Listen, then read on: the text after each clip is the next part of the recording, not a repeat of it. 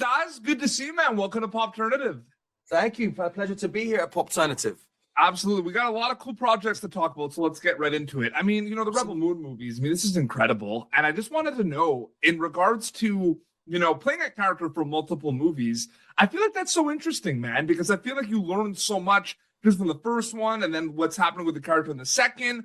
How do you kind of take that all in specifically? Like, do you know a lot about this character after part two? Are you still learning? I'm just curious about that. I mean, when you're lucky to work with someone like Zach, who has such an IP and such an idea of what he wants to create. This is, 30 years in the making in terms of when he first come up with the idea of this Rebel Moon in itself before it was even written.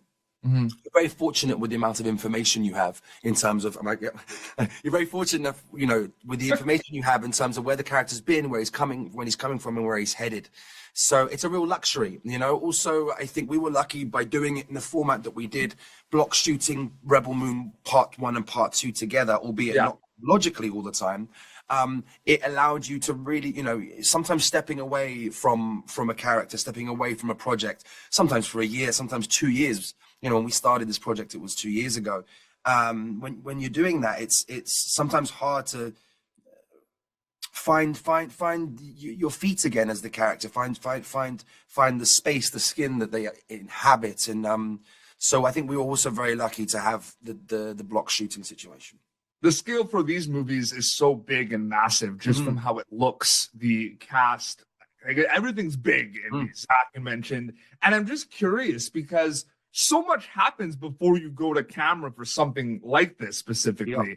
And in a lot of ways, people can look at it from an acting storyteller perspective, styles like two separate journeys, before filming and then while filming and after filming. Does it feel like kind of different journeys, or does it feel like one big journey with multiple steps from an acting storytelling perspective?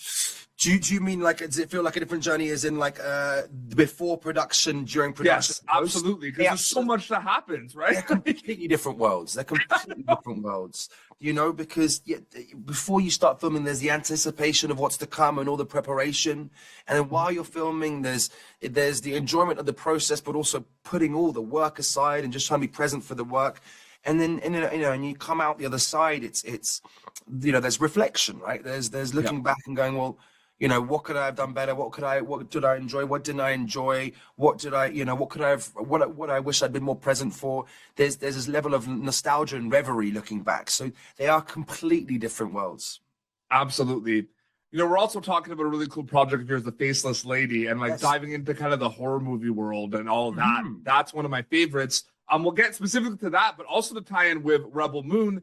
You're working in these worlds that have always been around, like sci-fi and horror movies and everything, but there has been this unbelievable surge and popularity for that content, I would say, in the last, 5-10 years. So I'm just curious what it's like working in those genres that have been around for a while, but they're just taken to new heights these days. It's a really exciting thing. Yeah, I mean, look, if we are great, it's because we stand on the shoulders of giants, right? That's like bastardizing the saying, but it's something along those lines. And, it's wonderful to follow in the footsteps of, the likes of, John Carter, Seven Samurai, Star Wars. It's a wonderful thing to be able to delve into these worlds that we all, as fans and nerds, as a kid who grew up escaping into these worlds for my sanity at times, to now be a participator, it's truly an honor. I'm not trying to be hyperbolic. I mean it. It's not lost on me how fortunate I am to be able to. I grew up being a bird nerd. Now I get to fly a megalithic space griffin. You know what I mean? I grew up wanting to, escape into these larger than life heroes, and now get to play one. It's statistically speaking something every actor should be very grateful for. So absolutely, man. It's one of those things in terms of what's it like. It's something that I always remind myself to remember how grateful I am to Absolutely. I mean, we were ahead of the game because, me growing up too, like horror movies and everything, I love them. And I used to get teased here and there. And now they're like, what's funny with horror? I faint. I fainted watching horror movies. I have a hyperactive imagination. That's so weird to me because there's some really scary stuff in The Faceless Lady. I know it's different with effects and everything. Yeah, but it's a different. And you know what was interesting? I said to my wife, I was like, maybe this will help me face my fear of horror movies.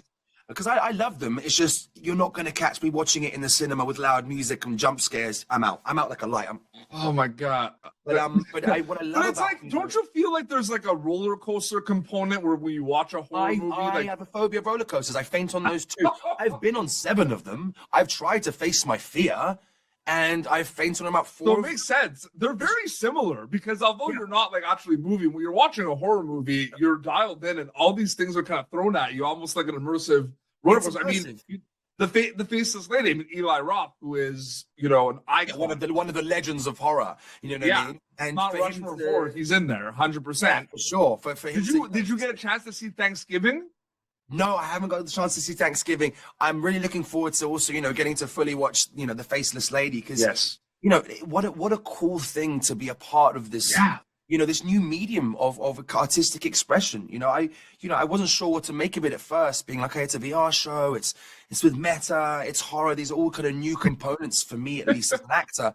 And then, getting to be a part of it, it's cool. It's cutting edge. It's kind of on the cornerstone of something that is, probably going to keep expanding more and more. 100%. The first live action VR show to ever be made, and what a cool thing to be able to say. And Eli said it's one of the most visceral, experiences he's ever watched. So we had a little talk about it a couple of weeks ago, and I'm so excited for people to see this and to be able to look back, 10, 20 years from now when VR is at a completely different, these kind of things, they catalyze, they snowball, right? We're just on the precipice of what VR is capable of doing. It's going to be very cool to look back and go, well, we were there doing it ground zero.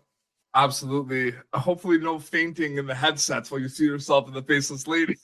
That's going to be hilarious, isn't it? Like fainting in my own living room, watching myself is going to be absolutely hilarious. But no, I really look forward to watching it. And, it was, there was, I forget what they called it.